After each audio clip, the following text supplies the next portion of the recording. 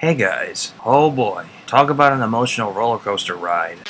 We did get answers for our questions, but the results are both good and head-scratching. After the previous fight from the last episode, everyone is trying to figure out why Kamen Rider Laser is back, and Emu debates on whether it's Kiriya or not. After trying to fight a bugster, Laser shows up, fights Emu and Dan, untransforms, and we see that Kiriya is 100% back and he's really bad. Masamune, Dan's father, is trying to increase the player base so he can gain more lives, and he also said that any medical help is obsolete. He will control everyone's lives and decide whether or not they can be saved. Meanwhile, Graphite has gotten infected with Game Deus' virus from the data that he took, and injected himself from the previous episode. Apparently, he can't stop injecting himself with data samples. Later on, Emu makes a plan to reprogram Kiriya so he can be good and back to normal. After a cool fight scene, Emu manages to do it. Kiriya seems to be acting fine, but turns bad in a millisecond. He says that he put so much potential for Emu to change humanity, and he's disappointed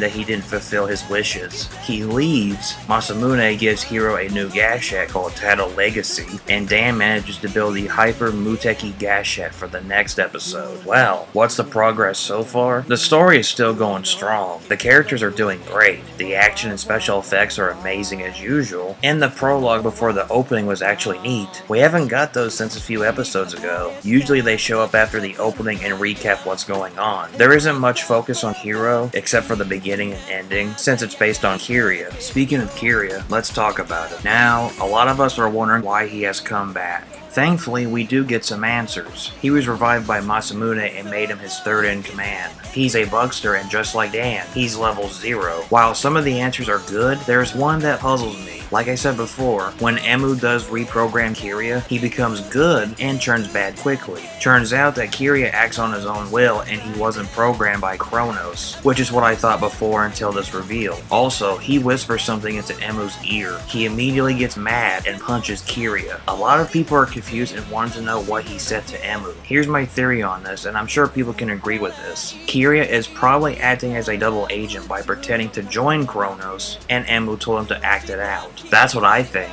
because if you guys remember, he's a liar. When we first saw him and he fought with Emu, he revealed that he was using him so he can get information. Here, it would make sense that he's doing this and Emu knows this, because there's no way that Kiriya would just forget everything else and just become evil. That's my theory on this situation. Overall, this was pretty good and a lot more emotional than the previous episode. It was emotional for Hiro from the last episode. It's emotional here because as soon as we see the reveal, I was going nuts and couldn't believe what I saw. The preview for the next episode looks like it's going to be really cool. This is the first time we see the debut of Kamen Rider X8 Hyper Muteki Gamer, and he still looks awesome. You gotta love Dan for making cool gashets. Anyway, good episode, and I hope the next one is great and kick ass. Only time will tell once it premieres. Thank you for watching, and as always, I will catch you later.